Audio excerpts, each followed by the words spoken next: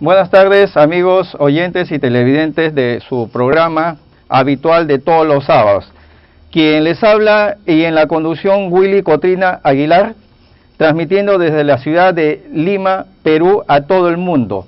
También un saludo a nuestros amigos que nos sintonizan en la frecuencia FM, el 94.7 de Radio Huánuco, en las localidades de Chiclayo, Tarapoto y Tocache.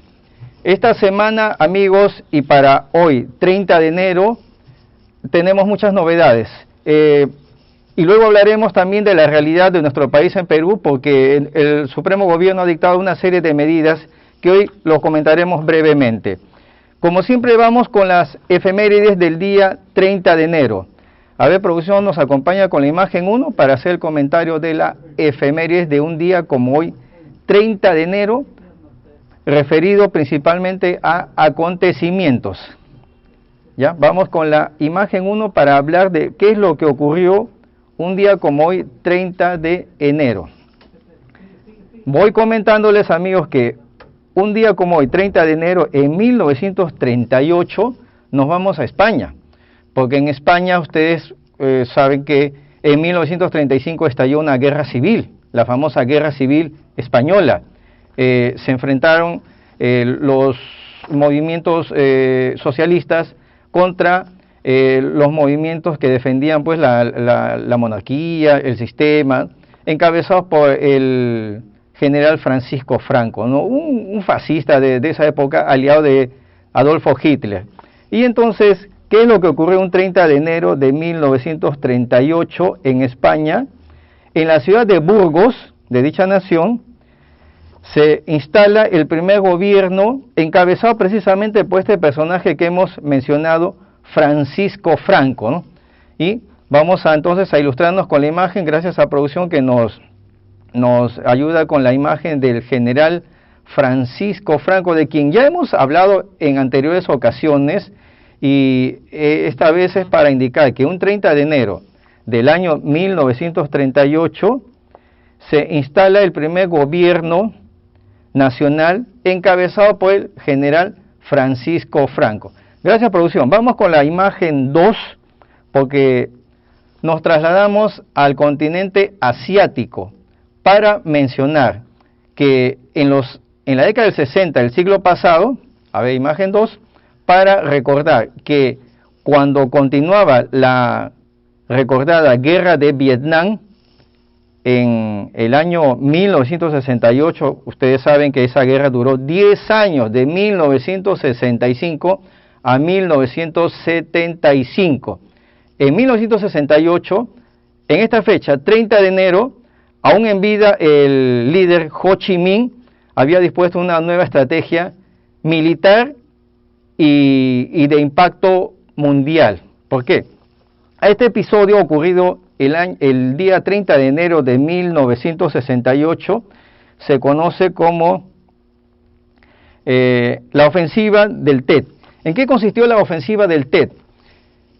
Las tropas de Ho Chi Minh, sabiendo que estaban en minoría frente al armamento poderoso del ejército estadounidense, que en realidad el ejército estadounidense respaldaba a lo que se podría denominar las tropas de Vietnam del Sur, que era un gobierno títere por ese entonces, se dio inicio a un contraataque militar de las tropas de Ho Chi Minh y respaldados también por las guerrillas denominadas Vietcong.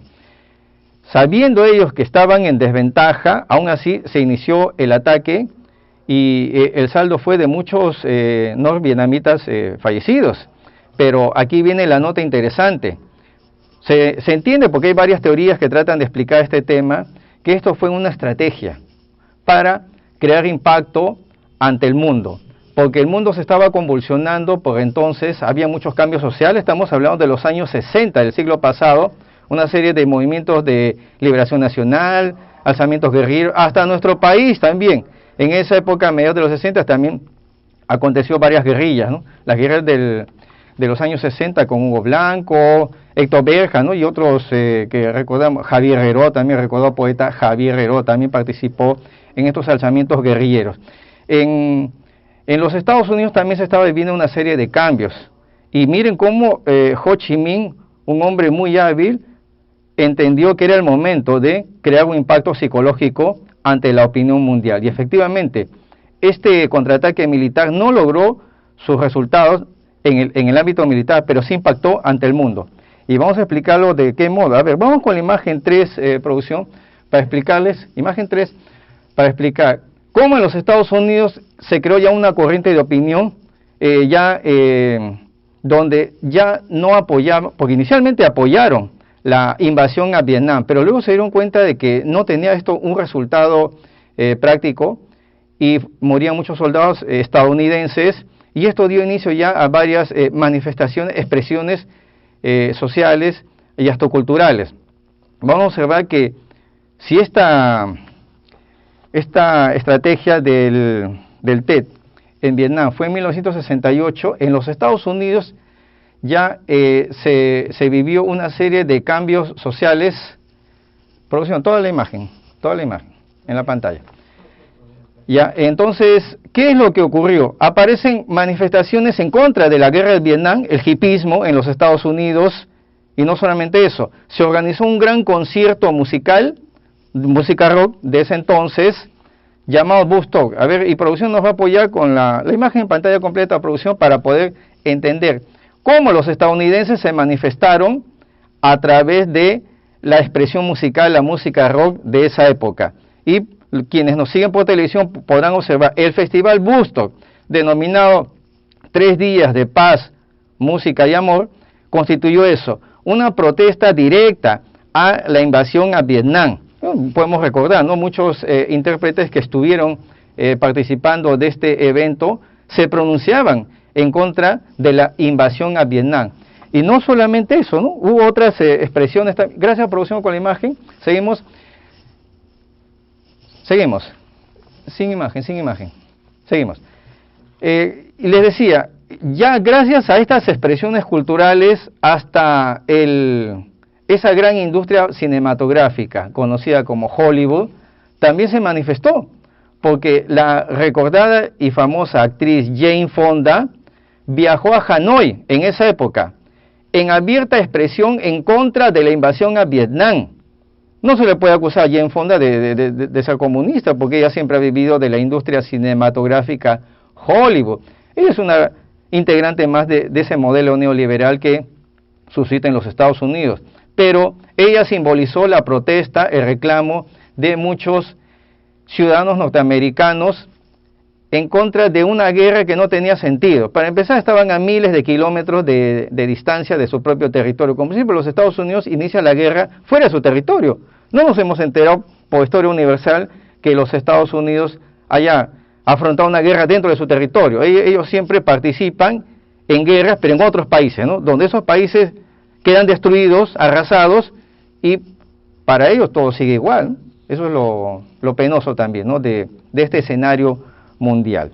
Entonces, eso ocurrió el 30 de enero de 1968, una estrategia militar por el líder Ho Chi Minh, donde si bien no lograban un resultado militar en ese entonces, pero sí un impacto mundial, a tal extremo que la propia población estadounidense exigía a su gobierno que ya retire sus tropas, porque morían soldados constantemente, ¿no? Una guerra sin sentido.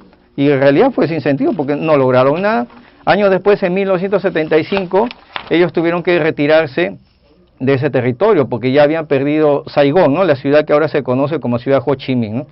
Cuando cayó Saigón, que era pues el punto estratégico de control del territorio vietnamita, ya tuvieron que retirarse los estadounidenses. Seguimos con la efemérides de un día como hoy. A ver, vamos producción con la imagen 4.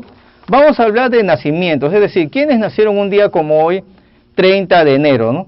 Y en el género de rock internacional, hubo un personaje británico que hasta ahora nos deleita con su estilo musical, llamado Phil Collins. Entonces, un día como hoy, 30 de enero de 1951, nació Phil Collins, recordado intérprete del rock internacional, integrante del grupo Genesis, y luego como solista también destacó mucho en los años 70 y en los años 80 del siglo pasado, y que, bueno, hasta ahora también eventualmente realiza algunas presentaciones porque él años atrás ya le detectaron un problema de Parkinson, y es decir, las manos no las podía controlar, y algo muy penoso porque él siempre se destacó como baterista, y imagínense, si no tenía control de las manos, entonces tuvo que retirarse de esa actividad por algún tiempo, ¿no? Al parecer ha sido superado ya este malestar porque eventualmente se le ha observado en algunas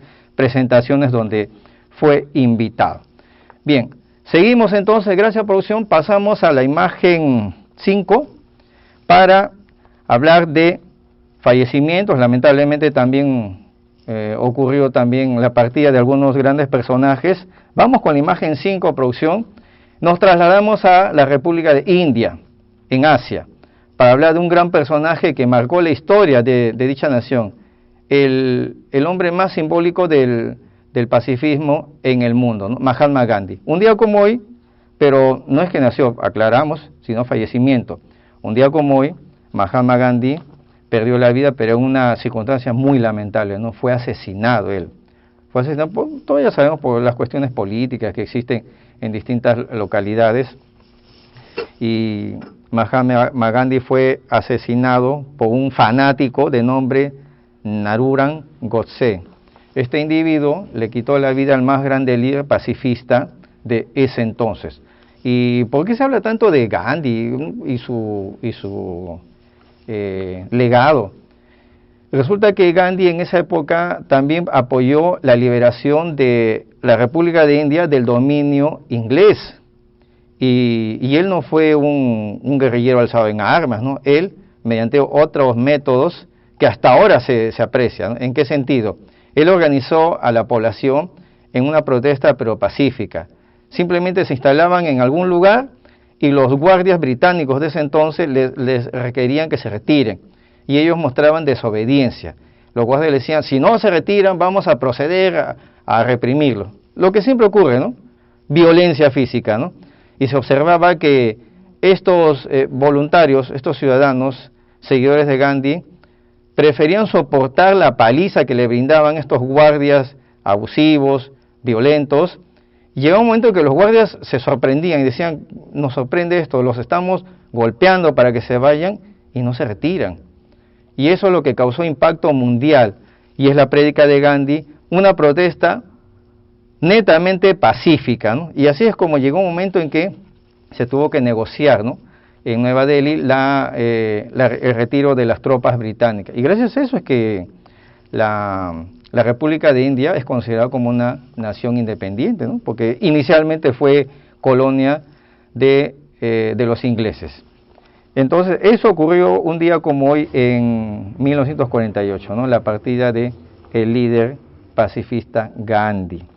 A ver, vamos con la imagen 6, producción. Vamos a hablar de otro personaje, y que curiosamente en estos tiempos que nos tienen con la pandemia, que el virus, que el COVID-19, que la cuarentena, que tomar medidas sanitarias, ya, 6, vamos con la imagen 6, producción. Y vamos a hablar de un personaje porque a raíz de tanto temor que nos han creado, porque estos son métodos que ya conocemos cómo son algunos gobernantes, emplean métodos para imponer el temor en la población, ¿no?, y tenernos así, ¿no?, prácticamente como esclavos. Resulta que un día como hoy, 30 de enero del año 2019, falleció un distinguido científico, Stewart Adams. ¿Y quién fue Stewart Adams? Un químico británico, creador del ibuprofeno, tanto que ahora se difunden, ¿no?, alternativas de curación, ¿no?, medicamentos, ¿no?, y se habla mucho del ibuprofeno, que ya es conocido, esa palabra la mencionan constantemente. Entonces, ahora conocemos a Stewart Adams, es el que creó este medicamento, que está dirigido principalmente para curar dolencias, no principalmente, ¿no?, pero ya que en esta época en que nos tienen con este temor, se habla mucho del ibuprofeno, y ahora conocemos quién es el científico que creó, pero para calmar dolores corporales que padecen muchas personas por distintas enfermedades, no necesariamente este tan mencionado COVID-19. Entonces con esto vamos terminando la efemérides. Gracias, producción, por la imagen. Pasamos a hablar temas internacionales. Y el mundo sigue convulsionado en distintas regiones. Nos mantenemos en Occidente y nos vamos a París, Francia. Y hoy, 30 de enero, aquí en Lima, Perú, son las 13 horas con 17 minutos, y hace unas horas en Europa, todavía era pues de tarde, salieron a protestar los ciudadanos parisinos para reclamar una ley que pretende imponerse a los franceses, tan represiva como las que podemos conocer en nuestro territorio. ¿En qué consiste esta ley que quiere imponerle? Porque en Francia también hay constantes protestas. Ustedes saben, ¿no?, que existe un grupo de ciudadanos llamados los chalecos amarillos, que también salen a protestar todos los sábados en las tardes, salen a protestar por las calles de París. Pero también se han sumado otros grupos de ciudadanos que también tienen una serie de reclamos contra el gobierno de Emmanuel Macron, un gobierno neoliberal que al parecer no le importa el aspecto social, ¿no? Él ve más el tema económico de las transnacionales, de las grandes corporaciones que cogobiernan con él. Y hoy también se realizaron grandes protestas en las calles de París para reclamar la derogación de la ley que establecería, porque le digo establecería, ha quedado en observación porque hasta el mes de noviembre del año pasado estaban protestando los ciudadanos porque ya se había aprobado la ley en el Congreso Nacional francés que autorizaba a los jueces a abrir proceso penal contra cualquier ciudadano que en una marcha de protesta tome fotografías y donde se pueda apreciar que en esas fotografías aparecía algún policía, algún soldado, eso se iba a considerar como delito. Y a raíz de la protesta del mes de noviembre se suspendió la ejecución de esta ley. Pero miren cómo ahora otra sacada de vuelta, no es que han derogado esa ley, simplemente han señalado que la van a modificar. Y se tiene conocimiento que volverán con lo mismo. Ustedes saben cómo son nuestros gobernantes, ¿no? Cuando ven que la situación se complica, aparentan que ya quedó sin efecto eso, que se ha suspendido, que se ha levantado esa medida, pero luego vuelven a aplicarlo ya, pero con otra apariencia, ¿no? Con otro número de ley, el artículo 3 lo pasan al artículo 7 y viceversa, ¿no? Para confundir a la población. Y eso es lo que está ocurriendo en Francia. Pero los parisinos no son ingenuos y han detectado que el gobierno pretende eso, ¿no? Volverán con esa ley para que ellos prácticamente vivan sometidos a un control propio de una dictadura en el cual no podrían ellos ni siquiera tomar una fotografía en la vía pública, algo que ni aquí está ocurriendo, ¿no? Bueno, aquí ocurren otras cosas más insólitas, de lo cual ya vamos a hablar en el siguiente bloque, y los parisinos, como les indico, en este bloque de noticias internacionales, están saliendo a protestar para que quede sin efecto esa norma legal, una protesta masiva que ha ocurrido. Esto lo hemos visto por las cadenas internacionales. Yo les recomiendo vean la de cadena Sputnik, que ellos transmiten en vivo y en directo lo que se acontece en el continente europeo. Pasamos a otra noticia en el bloque internacional. A ver, producción, me ayuda con la imagen 8. Vamos a hablar de Bolivia. Vamos a hablar de Ecuador. En Ecuador, el próximo domingo 7 de febrero, se llevará a cabo las elecciones presidenciales en Ecuador, y resulta que a raíz de una circunstancia, vamos a explicar primero el contexto, y ustedes quienes me siguen en las imágenes por televisión van a observar que existen 16 candidatos presidenciales en Ecuador. Es decir, entonces el tema es bien complejo, porque uno dice, oye, ¿y 16 candidatos, o sea, 16 propuestas presidenciales, o todos proponen lo mismo? Para distinguir aquí, hay un candidato que es el favorito, de nombre Andrés Arauz Galarza. Este candidato, Andrés Arauz Galarza, fue ministro en el gobierno de Rafael Correa.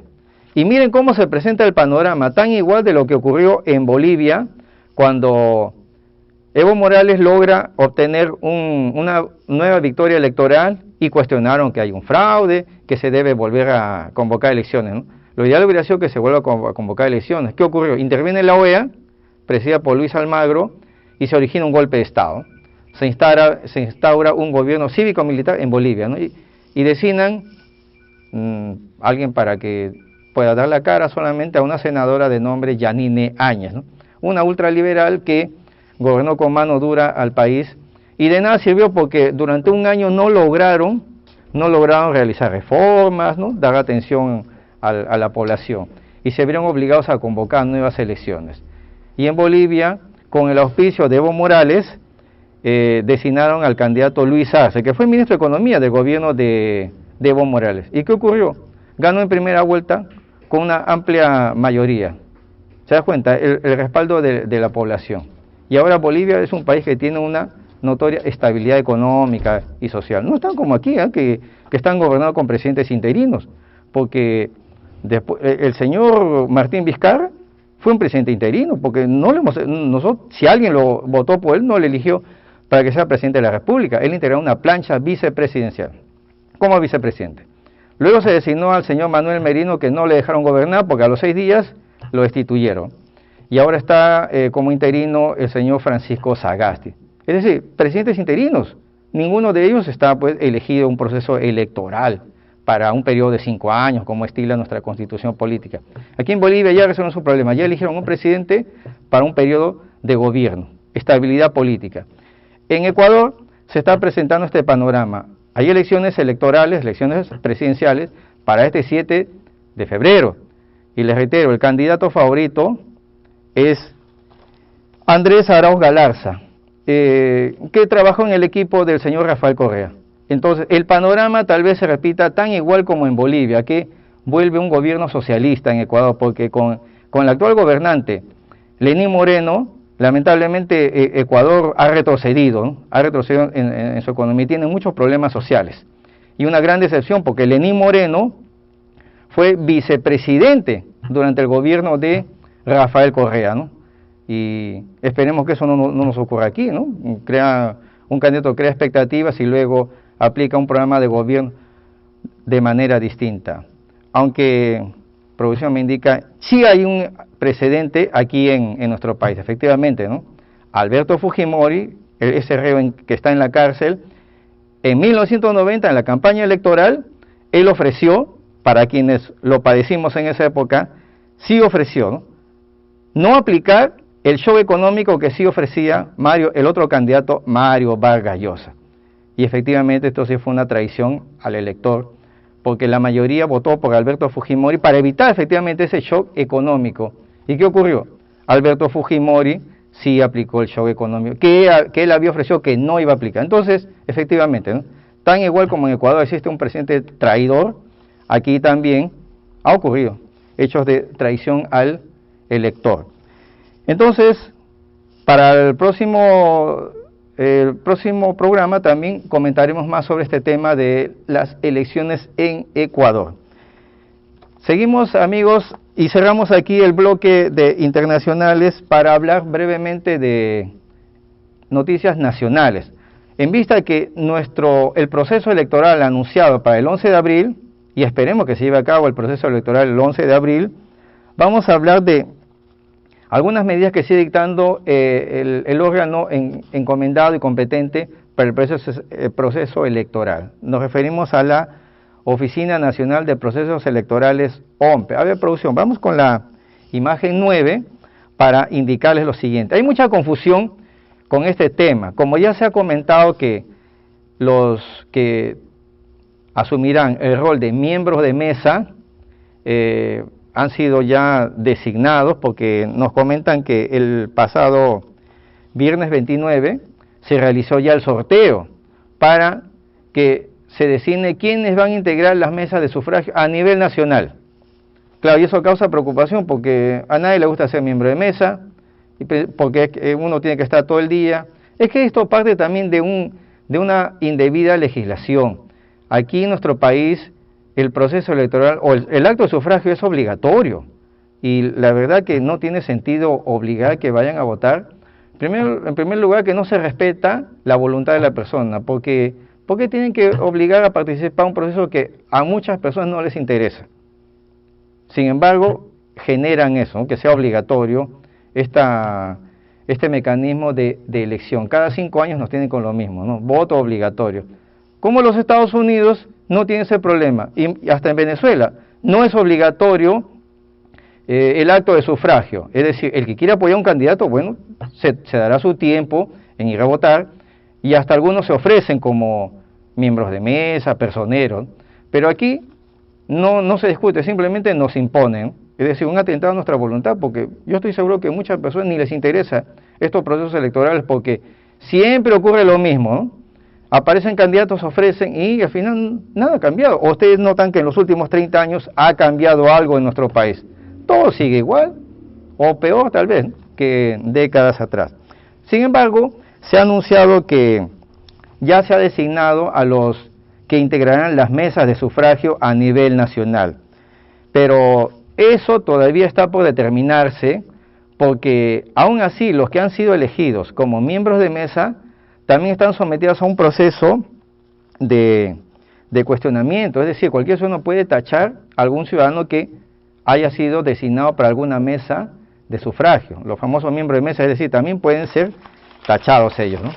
Y lo que se indica que recién el 15 de febrero se contará con una lista oficial, es decir, una lista definitiva de quienes serán miembros de mesa. Pero advertimos algo aquí, el ente encargado, es decir, la Oficina Nacional de Procesos Electorales OMPE, también ha anunciado que se está señalando o considerando mayoritariamente a los jóvenes para que integren las mesas de sufragio. Entonces, una exhortación a aquellos jóvenes que van a ser miembros de mesa, porque yo les cuento por experiencia propia, en alguna época cuando fui personero, y ustedes saben, el personero solamente está a cierta distancia, ¿no?, del acto de sufragio, observa y sí participa en el momento del escrutinio. Y yo observé que los miembros de mesa, si eran jóvenes, no los habían preparado. La verdad que fue penoso, porque la presidenta de la mesa, una joven que recién tenía 18 años, cuando tenía que llenar las actas, ¿no?, y una serie de formularios que les entregan, al momento de consignar sus datos, consigna su nombre, y en el casillero donde decía número de DNI, extraía de su cartera, en físico, a su DNI, visualizaba su número de DNI y lo iba anotando. Y cada vez que había que llenar el formulario, cogía su DNI, es decir, ni siquiera había memorizado el número de su DNI. Increíble. Entonces, esperemos que la Oficina Nacional de Procesos Electorales capacite a los que van a ser miembros de mesa para no estar, pues, padeciendo este tipo de circunstancias que también hizo perder mucho tiempo en los procesos electorales. Estamos ya llegando a la primera media hora, vamos a hacer una pausa, amigos, y regresamos.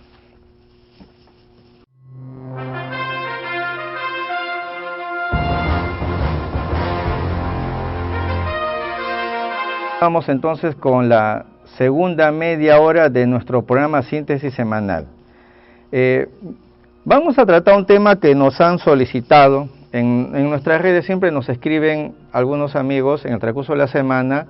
Nos han solicitado que tratemos un tema que puede resultar de interés y que va a la mano también con la realidad que estamos viviendo en nuestro país, en Perú. Porque ya es tiempo también que en el programa Síntesis Semanal nosotros podamos informar e ilustrar a la población para que usted, amigo oyente, amiga oyente, tome la decisión. Aquí en el programa Síntesis Semanal nosotros le proporcionamos la información para que usted pueda tener un panorama con mayor claridad. Porque si bien es cierto, los canales de televisión privada de señal abierta, ustedes ya saben a qué tendencia obedecen ellos, porque todos los días nos tienen con el tema de COVID, ¿no? Mañana, tarde y noche, COVID y COVID. Entonces llega un momento, a ver, es como si yo le preguntara, usted podría, en la época en que se podía ir a un cine, ¿no? ¿Usted podría ir al cine a ver la misma película todo el tiempo? ¿O usted podría ir a un restaurante y alimentarse con el mismo plato de comida todos los días? Entonces, por sentido común, el ciudadano peruano tiene que decir, acá algo está fallando, o nos están ya convirtiendo, ¿no?, en otro tipo de seres humanos, no entendemos qué está pasando, ¿no? Entonces, a raíz de este nuevo panorama que nos han creado en nuestro país, porque en otros países no es para tanto este tema del COVID, que la pandemia, ¿no? Toman sus medidas, efectivamente, pero sin vulnerar las libertades de las personas. Acá parece que ya simplemente nos hemos acostumbrado a no hablar de libertades, ¿no? Todo es imposición, todo es decretos de urgencia y todo es creer que quienes asumen en este momento un cargo en el Poder Ejecutivo nos hacen creer que ellos son dueños de la verdad, que ellos nos van a salvar. Bueno, en lo personal yo no le he pedido a ellos, a los señores del gobierno, que se preocupen por mí, porque no tengo ninguna esperanzas en ellos, sobre todo porque yo no sé su procedencia. ¿O ustedes conocen a algunos de los ministros que actualmente integran el gabinete? La verdad que si yo menciono los nombres, no tienen trayectoria política, no sabemos nada de ellos, pero están ahí por una coyuntura, que ellos saben que esto no va a durar todo el tiempo. Y es más, a mí me apena mucho que el Poder Judicial va a tener mucho trabajo luego, ¿eh? La verdad que eso es lo que va a ocurrir. Entonces, vamos a establecer acá un marco teórico para que ustedes puedan tomar conocimiento de qué es lo que está pasando en el país. Ustedes se han preguntado por qué en nuestro país existe este estado de temor y por qué a nivel mundial, esto sí ya es más amplio el contexto, porque a nivel mundial también existe, y hay que decirlo, una notoria tendencia en reducir la población mundial. Aquí vamos a conocer entonces que esto no es algo creado, inventado. Esto ya estaba previsto se aplique en algún momento y parece que ahora han encontrado la coyuntura oportuna. Y miren, diversos pensadores, ya desde la Edad Media, ¿no? Nicolás Maquiavelo y tantos otros que se inspiraron, ¿no?, a escribir una serie de temas para la humanidad. Lamentablemente hay muchos gobiernos que lo utilizan ya para otros fines. No nos sorprende que Adolfo Hitler leyó muy bien a Nicolás Maquiavelo para llegar al gobierno, porque él cerró el Congreso en su país, justificando que había sido víctima de un atentado terrorista, ¿no? Y cerró el Congreso, ¿no?, y puso ya el Tercer Reich. Aquí Alberto Fujimori también lo realizó el 5 de abril de 1992, ¿no? Utilizó como pretexto que había un Congreso Nacional que no dejaba trabajar, que había corrupción, ¿no?, y justificó un golpe de Estado. Entonces, ya lo que hemos dicho siempre, existe la realidad virtual, que lo crean ellos. Ahora con el apoyo, obviamente, de los canales privados de señal abierta, que ellos están al servicio, ¿no? Ustedes enciendan nada más uno de esos canales y van a terminar asustados, porque ellos tienen pues efectivamente ese mecanismo, ¿no?, para entrar en la conciencia del ciudadano. Entonces, si quieren llevar una vida tranquila, bueno, vean otras alternativas, las redes, vean documentales, ¿no?, escuchen música, porque ver televisión de señal abierta, la verdad que ya resulta nocivo. Entonces aparecieron también estudiosos sobre la población, y vamos entrando al tema, que analizaron la población de su época, como Charles Darwin, que habló, ¿no?, de la especie más fuerte, es la que sobrevive, ¿no? Ya, a eso se conoce como darwinismo. Y hasta algunos gobernantes trataron de aplicar lo que se ha denominado el darwinismo social también, ¿no? Considerar que existe una raza fuerte, que es la que debe predominar, ¿no? Y muchas veces acusaron a Adolfo Hitler, que era, ¿no?, seguidor de las ideas de Charles Darwin, porque pretendía imponer a la raza aria como la raza más inteligente y la que debe dominar a los demás. En Inglaterra apareció un personaje, a ver, producción, vamos con la imagen 10, existió un personaje, un profesor universitario que estudió el tema de la población, y su nombre es Thomas Robert Malthus. Entonces vamos a hablar aquí del malthusianismo, porque los seguidores de las ideas de Thomas Robert Malthus se les denomina malthusianos. ¿Y qué es el malthusianismo? Vamos a conocer a Thomas Robert Malthus.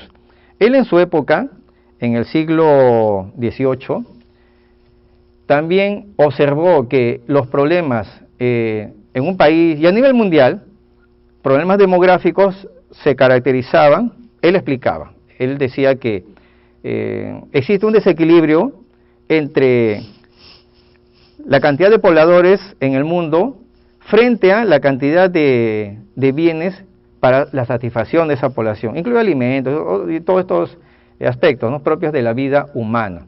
Entonces él decía, existe un desequilibrio, ¿no? Ya, producción, vamos con la imagen 11 para indicar cuál fue el aporte. Imagen 11, sí. ¿Cuál fue? 11. Entonces, Thomas Robert Malthus dejó un legado, y quienes hemos leído su pensamiento, hemos observado que él en uno de sus libros, vamos con la imagen 11 para conocer que él de su obra literaria dejó un texto, un libro, que habla efectivamente de la población, de los problemas de la población, titulado Ensayo sobre la población. ¿Y él qué es lo que anunciaba en ese estudio que él realizó? Él decía que existe un desequilibrio entre la producción que es la que debe satisfacer a la población, es decir, alimentos, ¿no?, y una serie de circunstancias propias de la vida humana. Ya. Vamos con la imagen 12 para explicar esta ecuación, porque a Thomas Robert Malthus se le recuerda porque él dejó un esquema que muchos matemáticos y biólogos, economistas, sociólogos lo han tomado como referencia para explicar el tema demográfico, y que al parecer en el mundo se está aplicando, porque ahora vamos a entender por qué se anuncia tanto que somos muchos en el mundo. Pues efectivamente somos más de 7.000 millones de pobladores, y qué curioso, ¿no? Thomas Robert Malthus ya había hablado de este tema en su oportunidad. Quienes nos siguen por televisión van a observar en el gráfico que Thomas Robert Malthus habló de dos aspectos, tanto la producción y la población. Y él decía, mientras la producción crece en progresión aritmética, es decir, se va sumando, él dijo, la población crece en progresión geométrica, es decir, la población tiende a multiplicarse, es decir, avanza más rápido, crece más rápido que la producción de alimentos, la producción de otros servicios propios de la vida humana. Claro, uno dice, bueno, pero lo que dice Malthus es lo que siempre se ha visto, ¿no? No alcanzan todos los bienes que se producen para satisfacer a la población, y en consecuencia, obviamente, el que tiene recursos, los ricos, sí tienen acceso a satisfacer sus necesidades en desmedro de las personas que no cuentan con recursos. Pero no solamente eso, y aquí vamos con el punto, porque aquí hay muchos gobiernos que van a tener que explicar a la justicia internacional y a la historia también por qué están aplicando estos métodos. Ante esta situación, a Thomas Robert Malthus, hasta sus propios alumnos le decían, profesor Malthus, entonces, si usted ha hecho un diagnóstico de la desigualdad que existe en el mundo, entonces, ¿cómo se puede resolver eso? Obviamente, todos esperamos eso, ¿no? Hasta un médico también con su paciente, ¿no? El paciente siempre le dirá, ya, usted me ha diagnosticado tal dolencia, ya, ¿cómo se va a curar esa dolencia que estoy padeciendo? Thomas Robert Malthus anunció 3 medidas que al parecer la están aplicando a nivel mundial. Él dijo, la primera medida para solucionar este problema de desequilibrio es que es conveniente la existencia de guerras en el mundo. Y sus alumnos decían, pero profesor, ¿y por qué las guerras en el mundo? Porque en las guerras muere mucha gente. No solamente soldados, o sea, ustedes han visto lo que cada vez que los Estados Unidos invade un país, ¿cuál es el saldo? Población civil también se ve afectada. Y esto es lamentable también señalarlo en la historia, cuando en la Segunda Guerra Mundial, cuando Adolf Hitler ya tenía previsto invadir Inglaterra. Ustedes saben, Inglaterra es una isla que está frente a Europa, ¿no? Ya estaba previsto porque Hitler había dominado prácticamente Europa al inicio, ¿no? Entonces, estaba anunciado ya que Inglaterra sería atacado por el ejército y la aviación alemana. Y una circunstancia en que no estaban preparados los ingleses, pues entonces era primer ministro el tan mencionado Winston Churchill. Y Winston Churchill,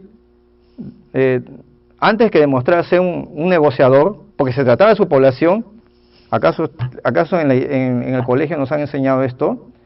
Él no aceptó la negociación, es decir, no aceptó rendirse. ¿Y ustedes saben lo que hizo Adolfo Hitler? Envió a su aviación poderosa por entonces y bombardeó la ciudad de Londres, muriendo miles de ciudadanos inocentes que no tenían nada que ver con esa guerra. Por eso, Winston Churchill, lamentablemente, algunos hablarán maravillas, hasta hay una película que Hollywood ha realizado en los últimos meses, pero Winston Churchill es responsable de muchas muertes de inocentes, de sus propios ciudadanos, porque él debió pensar primero en la vida de sus ciudadanos, rendirse como lo hizo Hirohito, ¿no?, con Japón cuando le lanzaron la bomba atómica a los estadounidenses, o como lo hizo Jacobo Arbenz en Guatemala en 1954, cuando también fue amenazado por tropas estadounidenses que iban a invadir su país para recuperar una empresa privada que él la estatizó, y él también renunció al cargo porque él pensó primero en su población y evitó que mueran personas. Pero Winston Churchill no tuvo ese criterio y dejó que bombardeen Londres y muriendo muchos ciudadanos inocentes, ¿no? Eso es bueno lo que registra la historia, ¿no? ¿Qué ocurrió entonces? Volvemos con el tema de Thomas Robert Malthus y el malthusianismo. Él anunció 3 medidas para solucionar los problemas del desequilibrio en el mundo, ¿no? Lo que ya les había dicho. La primera medida, él dijo, es conveniente la existencia de guerras porque eso tiende a matar muchas personas y con eso se evita el alto incremento, acelerado incremento de la población. Segunda medida de Thomas Robert Malthus, él dijo, es conveniente la existencia de grandes enfermedades. En esa época, ¿no?, la fiebre amarilla, la peste, una serie de enfermedades de ese entonces. Y habría que preguntar a los laboratorios, oiga, ¿a ustedes les conviene esto, no, que existan grandes enfermedades? Porque ustedes venden sus medicamentos en masa. Ninguna farmacia en nuestro país se puede quejar, ¿eh?, porque han aumentado sus ventas. Entonces, segunda medida, Thomas Robert Malthus, que es conveniente la existencia de grandes enfermedades, porque eso también mata poblaciones de manera masiva. Y la tercera medida también que él dispuso o sugirió es la existencia de métodos de control de la natalidad, ¿no? Entonces, si resumimos, las 2 primeras medidas que son las más drásticas, curioso, ¿no? Los Estados Unidos paran invadiendo países y en esas guerras mueren muchas personas. Curioso, ¿no? Los grandes laboratorios no se preocupan de que subsistan grandes enfermedades porque ellos siguen vendiendo sus medicamentos, ¿no? Ahora hasta la OMS, que está prácticamente secuestrada por estas farmacéuticas, no dicen nada, imponen una serie de protocolos. Ustedes saben que ya se va a investigar lo que ha ocurrido en nuestro país cuando el año pasado, 2020, anunciaban, porque no está confirmado, anunciaban que un paciente había muerto por COVID. ¿Qué hacían? El cuerpo lo incineraban, ¿no? Y esto es un atentado completamente a los procedimientos de investigación por muerte de una persona, porque la familia tiene derecho a pedir que se investigue, es decir, que se practique una necropsia. Pero ¿qué necropsia se va a practicar si ya desaparecieron el cuerpo?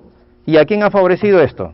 Entonces, OMS, la Organización Mundial de la Salud, va a tener que explicar a los tribunales de justicia por qué implementaron ese tan cuestionado protocolo que imponía a todos los médicos a incinerar el cuerpo. Bueno, esperemos que en algún momento se haga justicia, ¿no? Porque hasta ahora también suscitan ese tipo de dudas, cómo murieron las personas, porque para muchos médicos que están sometidos y lamentablemente no tienen criterio, y ni mencionar al Colegio Médico del Perú, que es una excepción total como gremio, ellos, como si fuera un cuartel, ¿no?, cumplen lo que les ordenan, no tienen criterio ellos, no opinan. Es curioso, ¿no? Y muchos médicos que discreparon ya no son parte de ese sistema, es decir, o los han despedido de la entidad hospitalaria donde trabajaban, o alguna medida de represión ha ocurrido contra ellos, ¿no? Y muchos médicos prefieren mejor guardar silencio, ¿no? Ese es el gran problema que tenemos aquí, ¿no? No existen profesionales idóneos. Entonces, usted, amigo oyente, ahora podrá observar que esto no es algo casual, que lo fabricaron recién, que el virus apareció en Wuhan, en China, que el murciélago. ¿No cree usted que hay mucho que investigar ahora? Sobre todo porque ellos ya tienen a sus teóricos que ya les han enseñado desde décadas o siglos atrás, como el caso de Thomas Robert Malthus. Y estos maltusianos, porque ahora a partir de ahora vamos a emplear ese término, estos maltusianos que nos gobiernan, que quieren ver una reducción, una población reducida, ya sabemos quiénes, ¿no? Hay estas logias, ¿no? Los Bilderberg, los Illuminati, ellos son los que han anunciado abiertamente que la población mundial debe reducirse. Los Illuminati dijeron en una ocasión que deben ser no más de 500 millones de personas. Oiga, pero si somos casi 8.000, ¿qué van a hacer? ¿Van a exterminar a los demás? Qué curioso que gradualmente nos tienen, ¿no? Que la primera ola, que la segunda ola.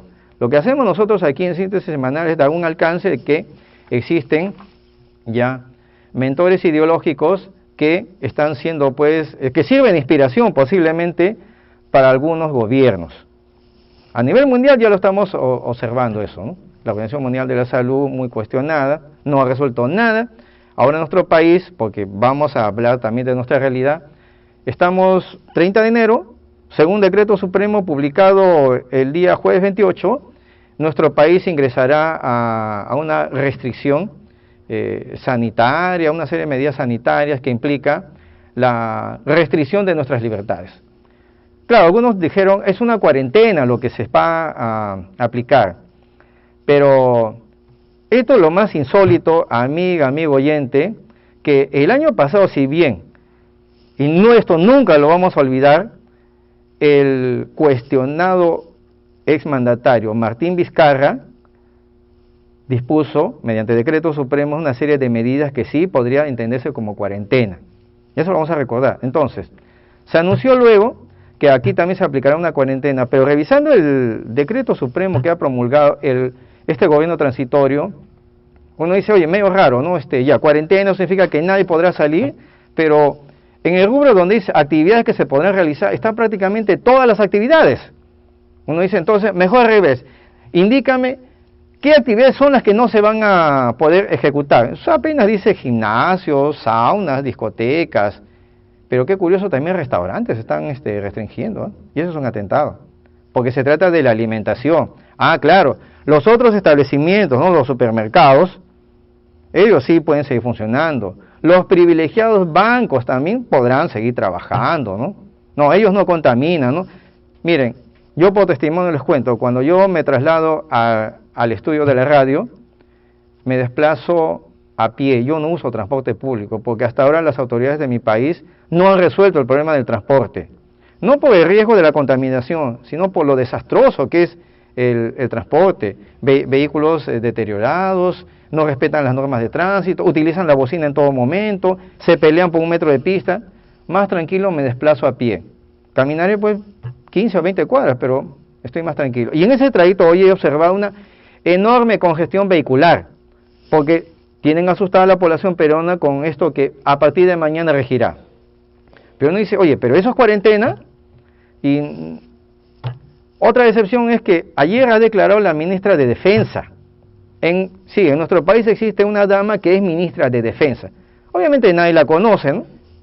Pero ella declaró a un medio periodístico cuando le preguntaban, porque ese decreto que anuncia y que ha dispuesto ya medidas a partir de este 31 de enero, también dispone que con estas restricciones el ciudadano podrá salir 1 hora diaria, salir a caminar, bueno, a recrearse, ¿no? O sea, como en las cárceles, ¿no? Cuando el término que ellos emplean, ¿no? 1 hora de patio, ¿no? A los reos en cárcel, ¿no? Les dejan salir de su celda a un patio durante 1 hora, ¿no? Que yo no sé si es en alusión a nosotros, me parece ofensivo eso, pero ellos dicen 1 hora para salir, bueno, a recrearse, ¿no? Habría que preguntar ya, 1 hora, ¿y cómo vas a determinar quién ya cumplió su hora de paseo? ¿Quién va a controlar eso? Que ha dicho la ministra de Defensa, no, que eso no se va a controlar. Entonces la pregunta es, oiga, entonces si usted no va a hacer cumplir la norma que usted mismo está promulgando, ¿de qué estamos hablando? ¿Hay seriedad o no hay seriedad con ustedes que están asumiendo funciones de gobierno? Ustedes son los que están asumiendo funciones de gobierno, y para eso usted, ministra de Defensa, usted percibe una remuneración de 30.000 soles mensuales, y es de nuestro bolsillo, y nosotros no le pagamos ese exorbitante sueldo para que nos falte respeto con este tipo de actitudes. Entonces, si este gobierno realmente se va a dedicar, porque ellos dicen que lo hacen para proteger la vida del ciudadano, perfecto. ¿Cuáles son las medidas que están dictando? Porque la cuarentena ahora resulta que se podrán realizar varias actividades. Entonces la población mañana va a seguir transitando. La hora de poder salir, no, nadie va a controlar eso. Entonces, señores del gobierno, más seriedad con lo que ustedes promulgan mediante decretos, porque esto luego va a ser investigado. No crean que, bueno, sí fallamos, no se pudo hacer. No, ustedes van a tener que explicar. ¿Se imaginan ustedes si esto realizara un trabajador en cualquier otro negocio, ofrece algo y no lo cumple? El empleador lo despide automáticamente.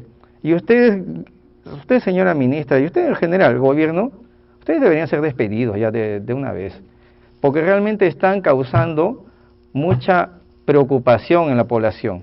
¿Qué estado de tranquilidad crean ustedes con este decreto que han emitido en el Diario Oficial Peruano el pasado jueves 28? Una confusión total. ¿Y saben lo que han generado ustedes, señores del gobierno? Que hay un grupo de abogados que ya ha anunciado que va a presentar una acción de amparo para que no se aplique el tan anunciado y la aparente cuarentena. Ya hay un abogado, ¿no? Me parece que es el colega Lucas Gersi, anunciado porque declaró a un medio radial una radio que no es tan exitosa, ha declarado que él presentará acciones de amparo para que un juez declare fundado y se disponga que la cuarentena, al no estar justificada, quede sin efecto. Ahora, vamos a ver ese tema también, porque no es posible que nuestro gobierno ya nos lleve al campo judicial con este tema. Es decir, el ciudadano se ve en la necesidad de tener que recurrir a la vía judicial para protegerse, porque al parecer nadie nos defiende aquí. Se supone que el gobierno central es el que debe defendernos, pero si lo tenemos al frente, agrediéndonos constantemente, tenemos que buscar alternativas. Y este joven abogado, si bien es cierto, tuvo la iniciativa, vamos a explicar también, amigos, porque esto se ha comentado, que se iniciarán acciones de amparo para detener esta cuarentena. Pero lamentablemente no es tan cierto eso. Y le vamos a explicar por qué. Porque una acción de amparo es una medida que puede plantear cualquier ciudadano cuando se encuentra vulnerado alguno de sus derechos. Por ejemplo, derecho al libre tránsito, derecho al nombre, no le permiten inscribirse con un determinado nombre, derecho al trabajo, lo discriminan por sus condiciones raciales, ¿no? Y tiene derecho entonces a decir a un juez, señor juez, haga usted respetar el derecho que me asiste. Ya, acción de amparo, hasta ahí no hay problema. Pero la acción de amparo es un mecanismo que favorece solamente al que lo solicita. Y sí, surte efecto una acción de amparo. Muchos jueces constitucionales han dicho sí, le asiste el derecho a este ciudadano y se paraliza una serie de medidas que habían tomado contra ese ciudadano porque habían vulnerado su derecho. Hasta ahí está bien. Pero este abogado que se anunció en un medio radial, también le faltó indicar, lamentablemente la acción de amparo solamente beneficia al que lo plantea. Claro, él tuvo el gesto porque se ve que tiene entusiasmo, ha dicho, yo a través de un correo electrónico les voy a facilitar el borrador de la demanda que voy a plantear. Es decir, eso significa que nos daría, a ver, vamos a entender así, las facilidades, ¿no? Para contar con un texto, lo imprimimos y lo llevamos, o lo enviamos vía electrónica al Poder Judicial. Y por suerte no se paga tasa judicial para eso. Pero también aquí falló algo el colega abogado, que si presenta una acción de amparo hoy, no significa que mañana ya el juez está emitiendo un resultado, porque es un proceso ordinario, va a demorar. Eso tiene que ir acompañado por un procedimiento paralelo denominado medida cautelar. En ese caso sí tendría efecto, pero reitero, solamente para el que lo ha solicitado. Entonces tenemos que recurrir a otro mecanismo llamado acción de inconstitucionalidad. En ese caso sí, si amparan esa acción de inconstitucionalidad, automáticamente se anularía ese decreto supremo que acaba de emitir el gobierno. Pero la verdad que no se sabe si vale la pena ya plantear este tipo de recursos legales, porque así como está el gobierno indicando, no, se va a dejar que trabajen tales y tales sectores, no se va a controlar la salida de las personas, entonces, la verdad, tendría sentido ya abocarnos en el Poder Judicial, que no es tan confiable el Poder Judicial, no entendemos el sentido, es decir, una confusión total está en nuestro país. ¿Y gracias a quién? A los improvisados que están pues en el Poder Ejecutivo.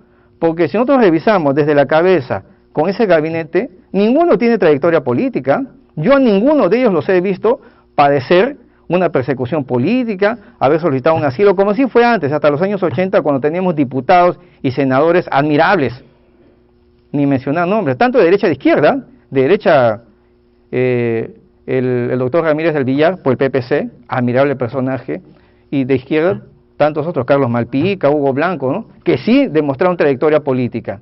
Pero estos señores acá, burócratas, que al parecer no han destacado en su actividad profesional, porque ellos dicen, ser talentosos profesionales, pero, ¿y entonces por qué no siguen en su actividad profesional? O prefieren cobrar 30.000 soles mensuales, como es en la actualidad el sueldo de un ministro de Estado.